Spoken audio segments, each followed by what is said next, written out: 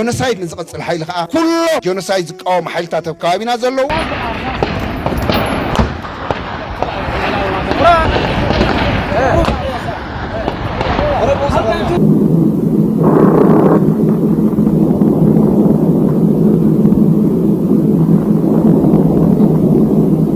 Tajaajilli tikaafi odeeffannoo biyyaalessaa Itoophiyaa shira nageenya faayinaansii biyyattii irratti raawwatame jedhe saaxilee akkaawuntiiwwan baankii namoota 519 cufamaniiru. Qabeenya akkaawuntii namoota dhuunfaa 519 irra jirus akka jirutti baankiin biyyoolessaa dhaaleera. Yeroo ammaas akeekkachiisni cimaan darbeera, of eeggannoo akka taasiftanis jedhameera. Kana malees tajaajila tikaafi odeeffannoo biyyaalessaa tajaajila nageenya faayinaansii poolisii federaalaa fi qaamolee nageenyaa naannolee waliin qindoomuun qorannoon ammas taasifamaa jiraachuu fi namoonni yakkoota kanatti hirmaatan halkan guyyaa adamsamanii funaanamaa jiraachuun gabaafameera. Dabalataan dhaabbileen gochoota yakka kanarratti hirmaatan jedhaman 4 biyya Ameerikaa jiran akka qorataman ajajamaniiru.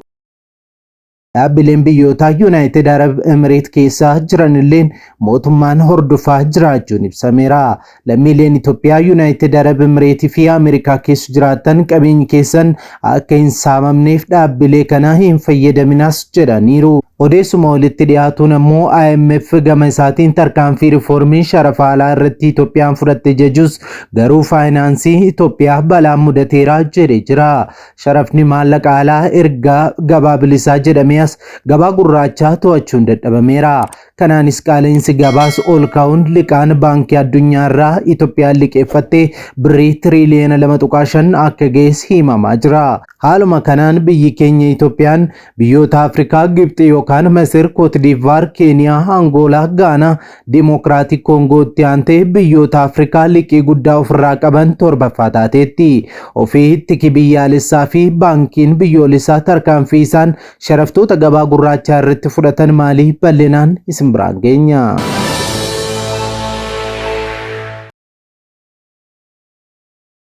Nagaa faraarri waaqayyoo bakka jirtanitti hunduma keessaniif haa baay'atu. Akkam jirtu daawwattoota Kiristiyaan Miidiyaa. Odeessa wayitawaa yeroo kanaaf isiniif qindeeffannee isin biraan ga'uuf qabannee dhiyaanneerra hamma xumura qophii keenyaattiin wajjin turaan affeerraa keenya.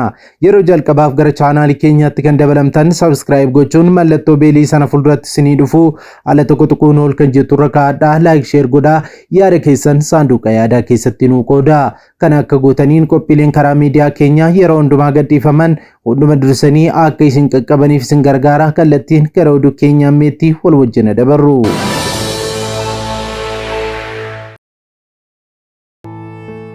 Video kana like gochuudhaan jalqabaa. Tajaajilli odeeffannoo fi tika biyyaalessaa Itoophiyaa karaa haaromsa dinagdee mootummaan hojiirra oolche faalleessuun namoota karaa qindaa'aa ta'een sharafa alaa irratti shira hojjechaa turan jedhee to'annaa jala oolchuu ibse. Tiki biyyaalessaa karaa qindaa'aa fi icciitii isaa eegameen odeeffannoo funaanuuf hojjechaa turuu ibseera. Tajaajila tikaa fi odeeffannoo biyyaalessaa tajaajila nageenya faayinaansii poolisii federaalaa qaamolee nageenya naannolee fi eeruu uummataa fayyadamuun namoota faayinaansii biyyattii irratti shira hojjechaa turan hordofaa turre jedhee jira. Tiki Itoophiyaa lammiilee Itoophiyaa 112 fi lammiilee biyyoota alaa adda addaa to'annaa jala oolchuu himeera. Gocha seeraan alaa waliin hidhata kan qaban lakkoofsa herreega baankii namoota 519 uggureera. Akkasumas qabsiifni ragaa ta'uu walumaan to'annaa jala ooleera jedha ibsichi. Daddabarsa hawaalaa seeraan alaa, daddabarsa maallaqaa sharafa biyya alaa, hojii gibiraa fi maallaqa seeraan alaa seera qabeessa fakkeessuun hojjechaa turanis jedheera. Kanaanis dinagdee biyyaa irra miidhaa guddaa qaqqabsiisaniiru jedheera. Akkasumas maallaqaan shororkeessitootaa fi qaama hidhatee deeggaraa turanillee jedhee jira. Keessumaa dhaabbilee daddabarsa maallaqaa idil addunyaa seeraan ala ta'an, appilikeeshinoota daddabarsa maallaqaa seeraan ala ta'an, appilikeeshinii kiriptookaarensii, daddabarsa hawaalaa wala seeraan alaa fi dallaalota dabalatas jedhee jira. Akkasumas daldaltoota alergii fi gara biyyaa keessatti galchan baasii fi galii daldala irratti shira hojjechaa kan turan. Akkasumas daldala seera qabeessa tokkollee osoo hin qabaatin daddabarsa hawaalaa seeraan alaa irratti bobba'uun maallaqa gurguddaa kanneen sochoosan dinagdee biyyaa irraa miidhaa guddaa geessaniirus jedhee jira ibsichi. Namoota gochawwan kanneen raawwachuun to'annaa jala oolan irratti tarkaanfii jabaa akka fudhatu ibseera. Sharafa guddaa dhalattoonni Itoophiyaa gara biyyaatti ergan karaa seeraa baankii biyyaalessaa cabseen akka gara biyyaatti hin galles godhaniiru jedheera. Dhaabbilee daddabarsa maallaqaa idil addunyaa eeyyamni isaanii baankii biyyaalessaan jalaa haqamee warreen tarkaanfiin kun irratti fudhatame keessaatis jedhee jira. Akkasumas abbootiin qabeenyaa dhaabbilee adda addaa biyya keessatti appilikeeshinii daddabarsa maallaqaa seeraan ala fayyadamuun qabeenya biyyaa baasaa jiran kanneen to'annaa jala oolfaman keessaatis jedheera. Seera baankii biyyaalessaa karaa cabsee fi eeyyama tokko malee appilikeeshinii kiriptookareensii fayyadamuun karaa seeraan alaa sharafa maallaqaa alaa kanneen raawwataa turan irrattis tarkaanfii fudhachuu tiki biyyaalessaa ibsee jira. Shirri faayidaa biyyaalessaa irratti xiyyeeffachuun hojjetamaa ture piroojeektoonni mootummaa gurguddoon akka gufatan uummanni mootummaa irratti komii akka dhiyeessus taasiseera jedheera. Nageenya biyyaalessaa balaarraa kan buusanii fi dinagdee biyyaa kan miidhan irratti tarkaanfii jabaa akka fudhatus ibseera. Baankiin biyyaalessaa Itoophiyaa kanaan duras qaama daddabarsa maallaqaa seeraan alaa irratti hirmaatu irratti tarkaanfii jabaa akka fudhatu dursee ibsee ture. Baankiin biyyaalessaa Itoophiyaa dhaabbileen faayinaansii teessoo isaanii Ameerikaa ta'e 4 sirna faayinaansii Itoophiyaa fudhatama dhabsiisuuf yaalan jechuun akka qorataman waamicha godhe. Dhaabbatichi ibsa miidiyaa hawaasaa isaa gubbaatti baaseen dhaabbilee faayinaansii 4 maqaa dha'uun amanamummaa sirna faayinaansii Itoophiyaa shakkii keessa akka galu godhaniiru. Gatii gabaas waliin dhahaniiru jechuun himate. Akka ibsi kun jedhutti dhaabbileen biyyoota adda addaatti maallaqa daddabarsan kun hawaasa Itoophiyaa biyya Ameerikaa keessa jiraaturraa maallaqa sassaabanii gara Itoophiyaa fi biyya kaanitti ergu. Baankichi dhaabbileen kun maallaqa yakkaan argame seera qabeessa gochuuf yaaluu fi gochoota seeraan alaa maallaqaan hirphaa jiraachuun isaanii bira gahameera jedheera. Biyyoota lammiileen Itoophiyaa baay'inaan keessatti argamanii fi sharafa alaa Itoophiyaatti ergan keessaa tokko Ameerikaadha. Mootummaan sharafa alaa karaa gabaa gurraachaa ergamu xiqqeessuuf waggaa dura eegalee gatii sharafaa gatii jabaan akka murtaa'u taasiseera. Murtee kanaan kuufamni sharafa alaa Itoophiyaa dabalus adeemsa keessa gatiin gabaa gurraachaallee dabaluu IMF dhiyoo beeksiseera. Osoo kun kanaan jiruuti baankiin biyyaalessaa Itoophiyaa dhaabbilee 4 buufata isaanii Ameerikaa godhatan kan himate. Dhaabbileen gocha kana irratti hirmaachaa jiru jechuun maqaa dha'ees daddabarsa maallaqaa Shaggaayee Silver Spilingii daddabarsa maallaqa adulis Silver Springii Ramadaa Pay Falls Church daddabarsa maallaqaa taa yookaan Minnesotaatti argamu ta'us baankiin biyyaalessaa beeksiseera. Baankiin biyyaalessaa iddoowwan dhaabbileen kunneen jiranitti hangaa'onni dhimmicha ilaallatu qorannoo gaggeeffamuuf deeggarsa godhu jechuunis waamicha dhiyeesseera. Hawaasni Itoophiyaa biyya alaa jiraatus hariiroo dhaabbilee kanaa waliin qabu haa dhaabu jechuun waamicha godheera. Maallaqa isaan daddabarsa maallaqaa amansiisaa fi seerawaa ta'een qofa nama jaallatuuf akka ergu jabeessine gorsinas jedheera. Baankichi qorannoo gaggeessaa jiru itti fufuun barbaachisummaa isaa irratti hundaa'ee tarkaanfii fudhatu ifa akka godhu himeera. Maallaqni karaa dhaabbilee eeraman kana ergamuu qabeenya yakkaan argamee seerawaa gochuuf yaaluudhaan shakkamee dhaalamuu akka danda'u baankicha akeekkachiiseera. Dabalataanis maallaqni karaa dhaabbilee kana ergamuu nama ergameef qaqqabuunsaa wabii akka hin qabne beekamuu qabas jedhee jira. Baankichi dhumarratti dhaabbilee seerawaa maallaqa daddabarsu jedhee ifas godhee jira. Kun kanaan ta'etu jiru IMF Itoophiyaan biyyoota Afrikaa liqaa guddaan irra jiru keessa torbaffaa ta'uu beekse. Dhaabbanni maallaqa addunyaa IMF tibbana biyyoota maallaqa guddaa liqeeffatanii fi kanfaluun irra ture utuu hin kaffaliin jiru jedhee jalqaba baatii sadaasaa kanatti ifoomseera. Dhaabbatichi lakkoofsi biyyoota liqaa dabalataa dhaabbatichaaf gaafatan dabaluu fi gareen isaanii liqaa duraanii irra ture silaa kan kanfaluu qaban hin kaffallee hedduu ta'uu tarreesseera. Kanneen keessaa Itoophiyaan ishee tokko yoo taatu yaaddoon nageenyaa cimaa jiraachuun immoo sodaa biraa kaaseera. Dhaabbatichi keessumaa biyyootni Saharaa gadii liqaa dhaabbilee liqeessitootaa biroo fi biyya keessaallee fudhatan waliin yoo ilaalamu egereen dinagdee isaanii balaa jala jira jechuun fi akka dabalanii hin liqeeffannellee akeekkachiiseera. Keessattuu biyyoota tasgabbii dhabuun siyaasaa fi yaaddoon nageenyaa jirutti kufaatiin dinagdee hamaan akka hin mudanneef biyyoonni tarkaanfii sirreeffamaa fudhachuu qabus jedheera. Itoophiyaan bara 2024 keessaa jijjiirama dinagdee gooroo kan taasifteef misoomaa fi investimentiin alaa babal'atee biyyattiin rakkoo dinagdee keessaa baatii yaadama jedhuuni. Kun garuu bakkuma nageenyi fi tasgabbiin siyaasaa hin jirretti milkaa'uu akka hin dandeenye ragaaleen ni agarsiisu. Dhaabbanni maallaqaa addunyaa IMF riiformiin dinagdee Itoophiyaa hojiirra oolchitee rakkoon qunnamuus ibsee jira. Kanaaf sababa rakkoo nageenya amansiisaa ta'uu dhabuu fi deeggarsi arjoomtotaa dhibuufaa akka fakkeenyaatti heereera. Kanaanis Itoophiyaan biyya liqii dhaabbatichaa yeroo kanfalamuu qabutti hin kaffallee akkasumas akkaataa liqiin deebi'uu irratti haala walxaxaa keessa jirtudha jedheera. Muddamni waraanaa Itoophiyaa fi Eertiriyaa gidduutti hammaataa jiru immoo yaaddoo waraanaa dabalataan kufaatii dinagdee fiduu akka malu sodaa guddaa ta'eera. Muummichi ministeeraa Itoophiyaa Dr. Abiy Ahmed tibba darbe paarlaamaatti akka dubbatanitti bara kana keessa liqaa alaa dabalataan akka hin fudhannee fi deebisuu irratti xiyyeeffachuu isaanii eeranii turan. Itoophiyaan idaa keessa jiraachuun dhugaa ta'uu kan himan Dr. Abiy Ahmed garuu ragaa lakkoofsaan yoo ilaalame biyyoonni dinagdee gurguddaa qaban liqaa Itoophiyaa dachaa hedduu caalu akka ofirraa qabanis dubbataniiru. Akka gabaasaa IMF haaraa kanattis biyyoonni Afrikaa muraasni liqaa hedduu ofirraa qabanii fi kanaan booda liqaa akka hin gaafanne akeekkachiifaman illee jiru. Fakkeenyaaf liqaan IMF qofti Masrii irra jiru dachaa hedduu kan Itoophiyaa irra jiru caala. Biyyoolaa Itoophiyaa akka Keeniyaallee akkasuma liqaan IMF kan dabalatee waliigalaan liqaan Itoophiyaa irra jiru doolaara biiliyoona 23 kan hin caalle ta'ullee muummichi ministeeraa Itoophiyaa Dr. Abiy Ahmed dubbataniiru.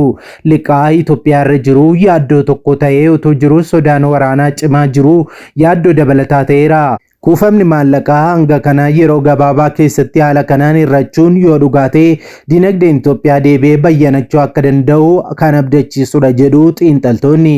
Bara 2018 wayita muummichi ministeeraa Itoophiyaa aangootti dhufan liqaan Itoophiyaa irra jiru kan biyya alaa qofti biyyattii irra kan ture doolaara biiliyoona 28 hanga 32 akka ga'e akka ture ragaaleen dhaabbilee maallaqaa idil addunyaa ni ibsu.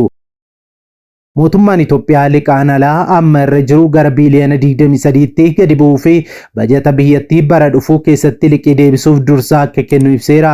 Faallaa kanaa immoo liqaan Itoophiyaan liqeessitoota biyya keessaa irraa liqeeffattee gara birrii tiriliyoona 2.5 ga'u ministeerri maallaqaa wabeeffachuun gaazexaan biyya keessaa kaapitaal jedhamu gabaaseera. Sababa kanaanis abbootiin qabeenyaa biyya keessaa liqii yeroo dheeraa Itoophiyaaf liqeessuu diduu isaaniitu eerame. Muummichi ministeeraa Itoophiyaa Dr. Abiy Ahmed biyyattiin liqaa irra jiru deebisuuf rakkoo hin qabdu jedhanis idaa liqaa irra jiru kaffaluu dadhabuun liqeessitoonni yuuroo boondii himata seeraa irratti banuuf akka jiranillee gabaafamuun ni yaadatama. IMF madaallee isaa tibbanaa kanaan Itoophiyaan biyyoota Afrikaa liqaa dhaabbatichaa irraa qabu hin deebisne keessaa sadarkaa 7ffaa irratti akka eeramte ibseera. Dabalataan lakkoofsi biyyoota liqaan dabalataa dhaabbatichaa gaafatan dabaluu fi gariin isaanii liqii duraanii irra tureyyuu silaa kan kanfaluu qaban hin kaffalle hedduu ta'us tarreesseera. Haaluma kanaan biyyoota liqaa gurguddaan irra jiran jalqaba irratti Masriin argina. Masri yookaan Fariyoononni akkuma humna waraanaatiin Afrikaa irraa sadarkaa tokkoffaa irratti argaman liqaa birrii guddaa liqeeffachuutiinis Afrikaa irraa biyya jalqabaa irratti argamti. Bara 2025 kana keessaa biyyoota Afrikaa keessaa Masriin maallaqa fandii maallaqaa idil addunyaa IMF irraa liqeeffatte keessaa silaa kan deebisuu maltee hin deebisiin hafuun sadarkaa jalqabaa irra jirti. Akka gabaasa dhaabbatichaatti biyyattiin silaa bara kanaa hanga baatii sadaasaatti dirqamaa liqaa deebisuu qabdu keessaa tilmaamaan gara doolaara Ameerikaa biliyoona 6.89 ol kanfaluu qabdi hin kaffales jedheera. Liqaan kun qaala'insa jireenyaa fi guddinni damee dhuunfaa harkifachuu dabalatee qormaata dinagdee ishee mudateen yeroo itti deebisuu qabdutti hin deebisne jedheera. Biyyattiin walitti aansuun waggoota lamaaf biyyoota Afrikaa keessaa baay'ina liqaa IMF irra jiruun sadarkaa tokkoffaa qabattee fufteetti. Lammata irratti Koot Diivaariin arganna. Biyyi Afrikaa dhihaa addunyaa irratti oomisha kaakaa'oon tokkoffaa taatee dirqama liqaa deebisuu qabdu gara doolaara Ameerikaa biliyoona 3.8tti tilmaamuu hin deebisiin hafuu isheetiin sadarkaa lammaffaa irratti jirti. Biyyattiin caaseffamni liqaa kun akka irra deebiin hojjetamu yookaan dheereffamu dhaabbaticha waliin waliigalaa jirti. Sadaffaa irratti Keeniyaa arganna. Ollaa Itoophiyaa jechuudha. Keeniyaan sagantaa liqaa IMF kanneen dhiibbaa fi kufaatii dinagdee ishee ittiin furuuf liqeeffattee gara doolaara Ameerikaa biliyoona 3tti siquu waan hin kaffalleef sadarkaa sadaffaan biyyoota lamaan hordofti. Keeniyaan gibira dabaluu fi baajata mootummaa hir'isuu dabalatee ulaagaalee IMF kaa'ee tokko galmaan ga'uu waan hin dandeenyeef liqaan itti fufinsaa IMF irraa argattu baatii eebilaa darbee adda citee ture. Kanaafis Keeniyaan IMF caalaa dhaabbilee liqeessitootaa biroo akka baankii addunyaa fa'aa filannoo isaa taasifataa jira. Arfaffaa irratti Angoolaa arganna. Angoolaan liqaa IMF ofirraa qabduu deebisaa osoo jirtuu galii fi oomishni boba'aa gadi bu'uu isaatiin dinagdeen biyyattii dadhabaa deeme. IMF madaallii taasiseen biyyattiin liqaa biraa akka ofirratti hin dabalanne akeekkachiiseera. Liqaan dhaabbatichaa amma hin kaffalamin gara doolaara biliyoona 2.6 ta'utu irra jira. Shanaffaa irratti Gaanaa arganna. Gaanaan ammallee karoora deebisanii dhaabuu IMF deeggaramuun liqaa irraa deebiin gaafataa kan jirtu yoo ta'u walakkeessa bara 2025tti gurmaa'insa liqaa ishee irratti jijjiirama guddaa waan agarsiifteef IMF kaffaltii dabalataa raggaasseefii jira. Haa ta'u malee liqaan dhaabbatichaa kanfalamuun irra ture kan hin kaffalamin gara doolaara Ameerikaa biliyoona 2.6 ta'a. Jaaffaa irratti kan argannu Democratic Republic Congoodha. Democratic Republic Congoon biyya waraansa keessatti argamtudha.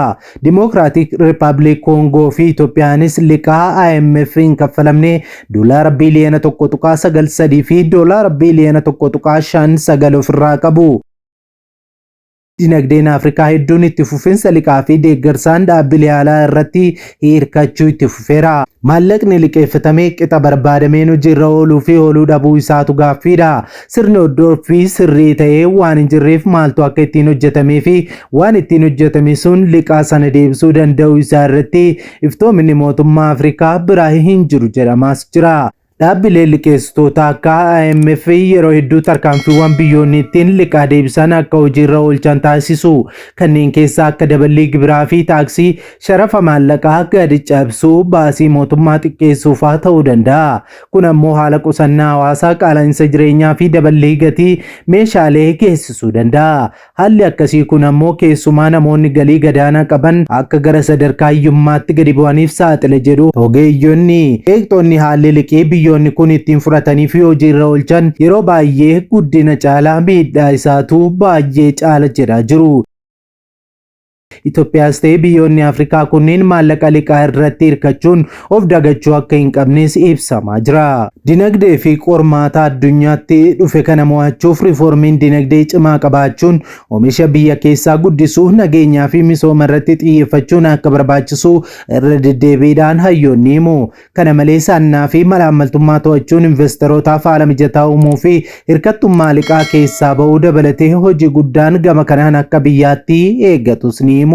Waan alaa galuu kan biyya keessaan bakka buusuuf hojiin gaariin akkuma jalqabame waan alatti ergamuus oomisha gabaa addunyaatti barbaadaman irratti xiyyeeffachuun barbaachisaadha jedhu dhimma kanarratti qorannoo kan geggeessaa jiran.